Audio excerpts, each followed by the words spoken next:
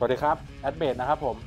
แล้ววันนี้นะครับผมเราจะมาแนะนำแพดเดิลจากแบรนด์ REVV นะครับผมแบรนด์หัวแอมชื่อดังจากแคนาดานะครับวันนี้เราจะมาแนะนำทั้งหมด3รุ่นแรกนะครับผม REVV G2 นะครับสีเขียวอันนี้เนี่ยเป็น Crunch นะครับผม Overdrive นะครับแล้วก็รุ่นต่อไปจะเป็นรุ่น G3 นะครับสีม่วงอันนี้พิเศษนะครับผมเป็นรุ่น Anniversary ครบรอบ5 ปีนะครับ